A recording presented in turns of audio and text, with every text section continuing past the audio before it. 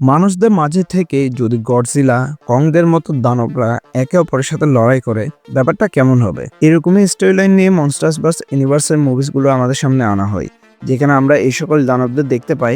আর আজকে আমরা কথা বলবো মনস্টার্স ভার্সের প্রথম মুভি গডজিলাকে নিয়ে, যেটা 2014 সালে আসা একটা আমেরিকান মনস্টার্স মুভি। আর আমাদের চ্যানেলেও আজকের পর থেকে আমরা মনস্টার্স ভার্সের সকল মুভিসগুলোকে এক্সপ্লেন করা শুরু করব। তাই সবগুলো মুভিসের এক্সপ্লেনেশন দেখতে চাইলে আমাদের চ্যানেলকে সাবস্ক্রাইব করুন। আর চলুন শুরু করি আজকের Godzilla movie explanation video. Movie শুরু হতে না হতে কয়েক বছর আগের এক সময়কে দেখানো হয়, যেখানে শ্রমিকরা একটি মাইনে কাজ করছিল এবং নজরদারির জন্য একজন ডাক্তারও সেখানে ছিলেন। হঠাৎ শ্রমিকরা ডাক্তারকে জানায় যে মাটির ভেতর থেকে অস্বাভাবিক কম্পন ও গরম বাতাস বের হচ্ছে, আর তারা ধারণা করেন হয়তো এখানে ইউরেনিয়াম রয়েছে।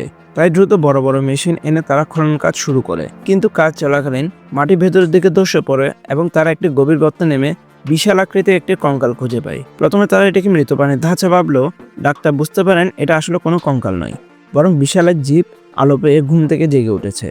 এরপর দৃশ্য সরে যায় জাপানে, যেখানে একজন বিজ্ঞানী ফোন করে জানায় যে সেই জায়গা থেকে হওয়া ভূমিকম্পের প্রভাব এখানে পর্যন্ত পৌঁছাচ্ছে এবং তার প্ল্যান্টও বিপদের মুখে। সে তার স্ত্রীকে সতর্ক করে টিমের লোকদের সঙ্গে নিরাপদ স্থানে থাকতে বলে। বিজ্ঞানী তার ল্যাবে কম্পন উৎস খুঁজছিল, কিন্তু কোনো মেশিনের সঠিক তথ্য দেখাচ্ছিল না। তাই তিনি মেশিনগুলো বন্ধ করতে বলেন, কারণ ভুল কিছু হলে ভয়ঙ্কর কিছু ক্ষতি হতে পারে।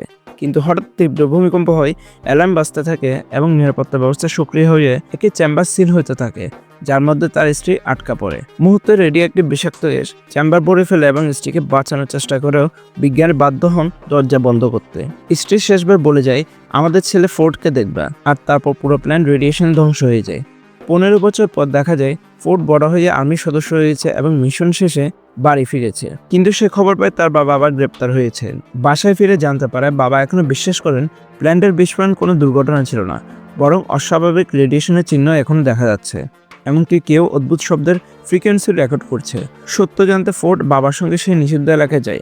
সেখানে আগে সে ডাক্তার সহ আরো বিজ্ঞানীরা একটি বিশাল পাথরের মতো জিনিস নিয়ে পরীক্ষা করছিল। কিন্তু হঠাৎ সে পাথর কেঁপে ওঠে, ফেটে যায় এবং ভেতর থেকে বেরিয়ে আসে ভয়ঙ্কর এক বিশাল ক্রিয়েচার, যার শরীর থেকে বজ্রের মতো এনার্জি ছুটছিল। প্রাণীটি সবকিছু ধ্বংস করে আকাশে উড়ে পালিয়ে যায়। পরদিন সরকারি টিম আসে এবং ডাক্তার জানায় এটা কোনো সাধারণ প্রাণী নয়। রেডিয়েশন কমে গেলে এমন প্রাণীগুলো সমুদ্রের গভীরে গিয়ে এনার্জি শোষণ করে।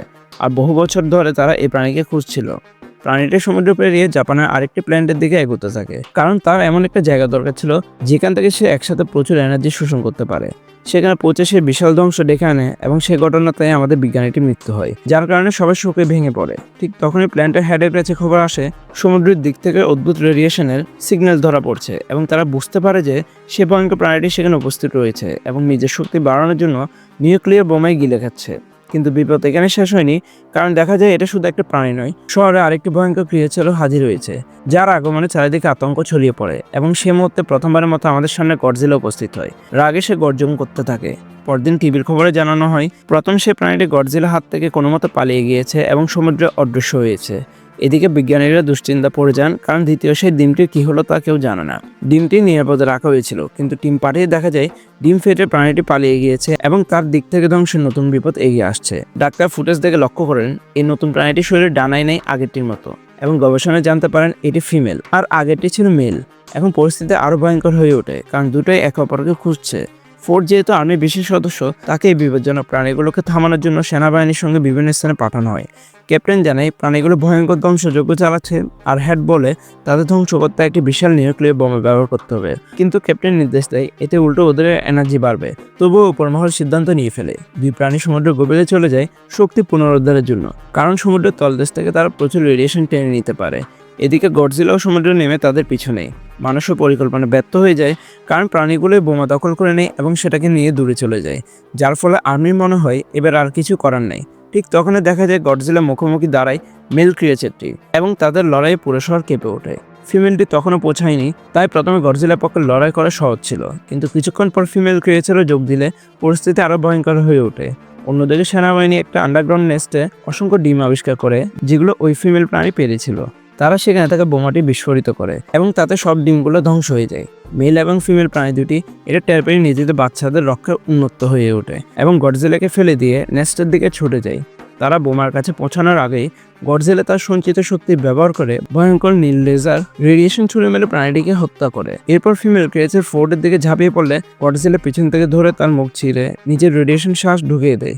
যন্ত্রণায় কাতর হয়ে ফিমেল প্রাণীটিও মৃত্যুবরণ করে। ফোর্ড কোনোভাবে বাঁচলেও প্রচণ্ড ক্লান্ত হয়ে মাটিতে লুটিয়ে পড়ে। ওইখানে তারা সবাই ভাবে গডজিলা হয়তো মারা গিয়েছে, কারণ সে নিস্তব্ধ হয়ে পড়েছিল। কিন্তু কিছুক্ষণ পরে সে ধীরে ধীরে উঠে দাঁড়ায় এবং শান্তভাবে সমুদ্রের দিকে ফিরে যেতে শুরু করে, কারণ সে এখানে কাউকে ধ্বংস করতে আসেনি, বরং ভারসাম্য ফিরিয়ে আনতেই তার আগমন। এরপর সবকিছু স্বাভাবিক হতে থাকে এবং এইভাবে সিনেমার সমাপ্তি ঘটে।